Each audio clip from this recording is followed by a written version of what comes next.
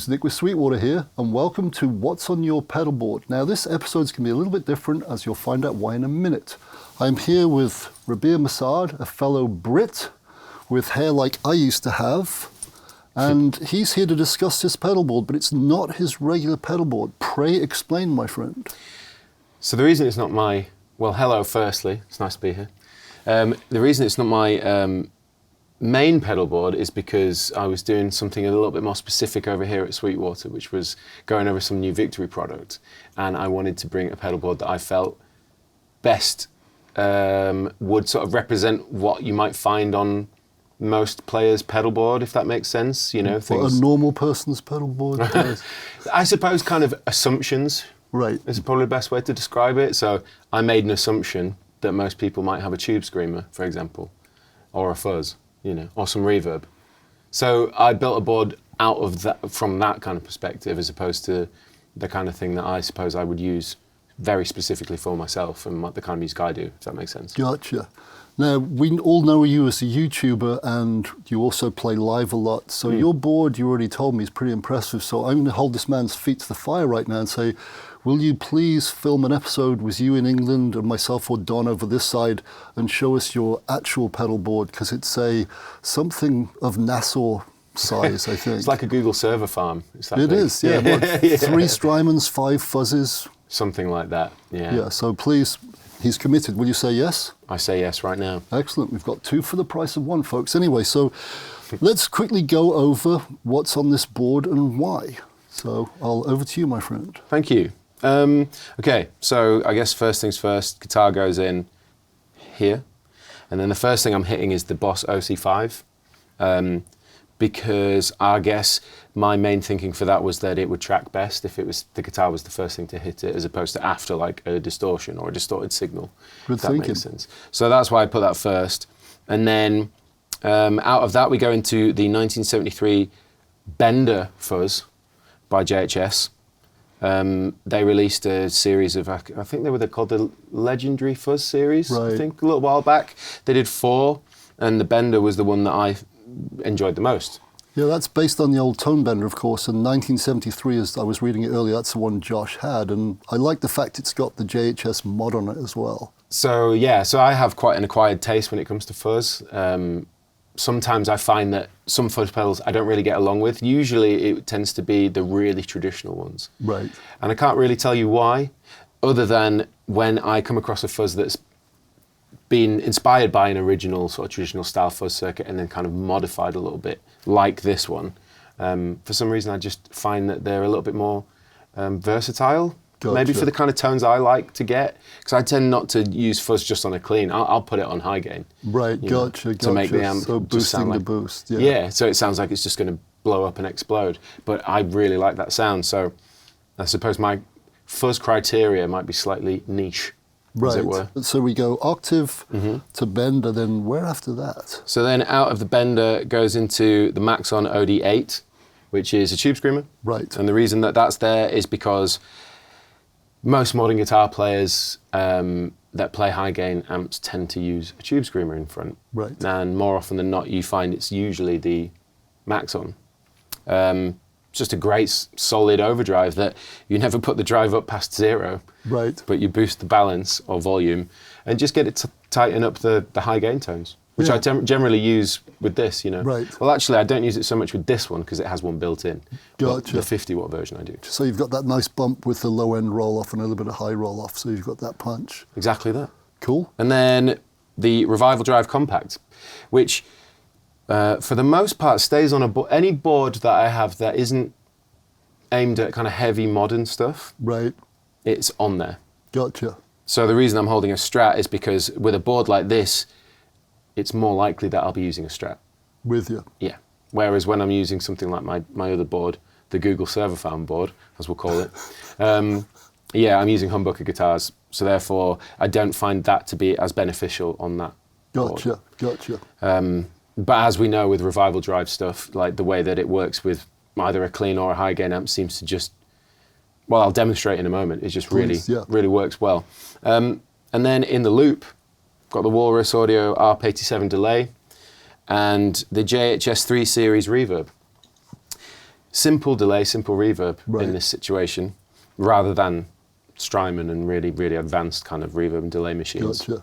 Just because I need it just for a pad of ambience as opposed to it being the main characteristic of the guitar part, which Right. tends to be what happens with the other pedals. I use them more for actual song parts as opposed to just a bit of delay and reverb. Yeah, because your music's an interesting mix of brutality and beauty. That's a nice way to put it, and I appreciate that, yeah.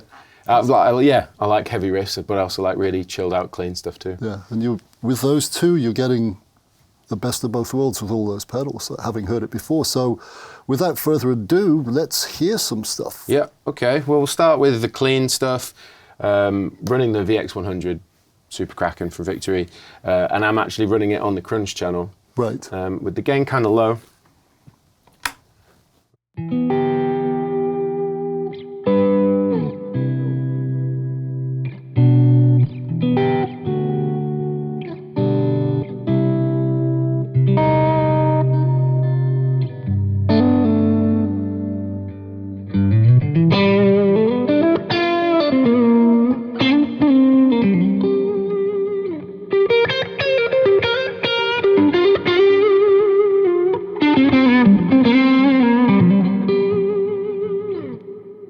So that would basically be how I would run the Revival Drive with the reverb and delay as my kind of main sit down, play, demonstrate, more dynamic maybe kind of playing and stuff Right, on a Strat. right.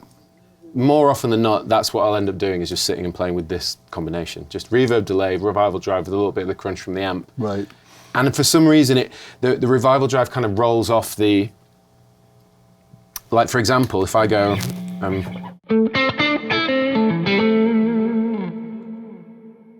and then I throw it on,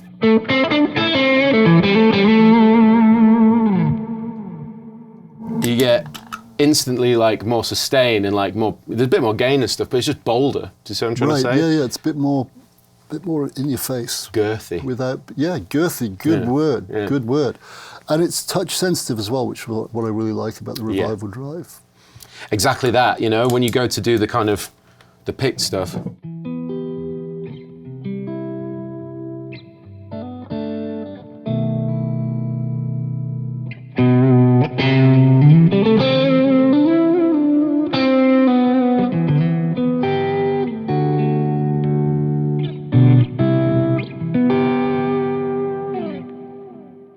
So yeah, I love that kind of sound. Yeah, again, you hear the finger tone, but when you dig in, Yeah. it compresses in a really nice way and blooms Yeah. with the note. Yeah, you've still got those the harmonic content remains intact. Yes, My big word for the day, or I my like big it. phrase for I the like day. it.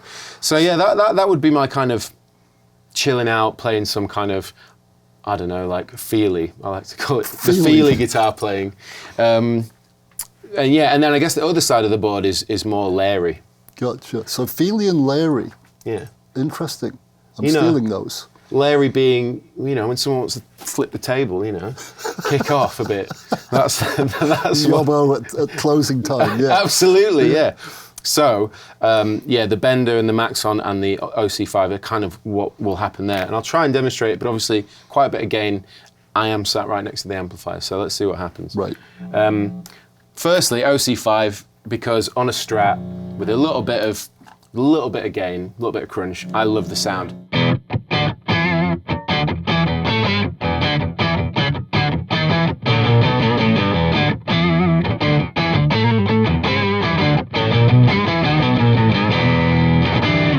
Because that's like the Nuno thing.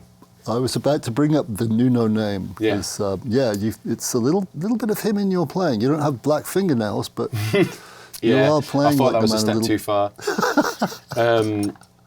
Yeah, Nuno is, I think, still to this day probably one of my biggest influences as a lead guitar player, should I say. I mean, originally it was more of a musician inspiration, but I think as I've kind of grown, like from like when 18, 19, getting really into guitar, like Nuno was the guy, and I Right. like studied every album and wanted to learn it all note for note.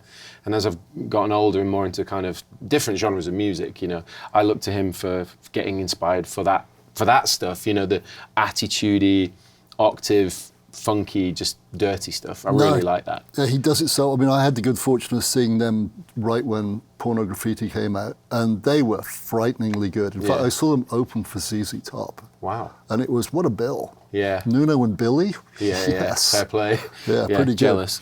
But anyway, back, so that's number one of your layerers, as you called it. The Larry one, the Larry boy. So yeah, he sort of kicks things off, you know, down under when we need him. But between now and then, next up, the Bender. So yeah, I really like this because I just think that in front of something with a bit of gain, you'll see what I mean. It sounds like the stuff's breaking, but in a good way.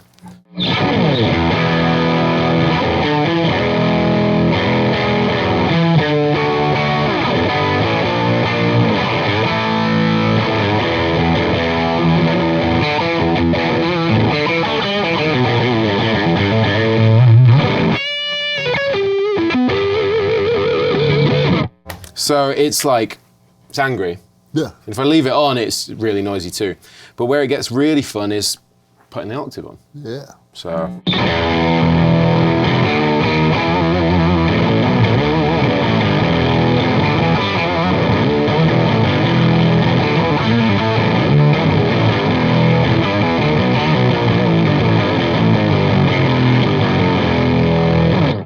So yeah, I really like that. Yeah, it's almost suitable with the Strat. All you got to do now is set it on fire and we're set. That's, again, why Strats work, I feel like, with a board like this, because there's loads of low end, loads of gain. Right. With a humbucker, it's just going to bottom out the amp, especially with the amp being a gainy one. Right. But when you put a single coil on that, it just loves it. It just feels way more open for it. Yeah.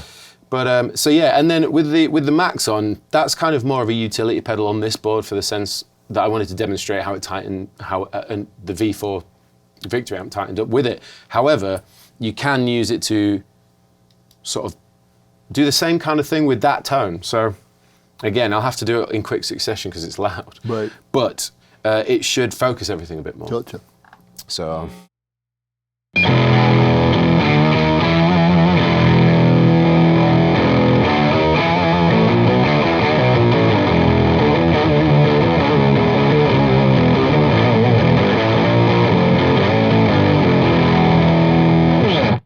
So yeah, it got really MIDI, and it did shelf that low end a little bit, but still kept it there. No, that was impressive actually. Very musical. Yeah, and yeah, to be honest, a little bit out of control, but contained. Yeah. Ish. Larry. So yeah. They shut the pub doors so the Yobbo can't leave, but he's breaking everything anyway. Absolutely, flipping tables.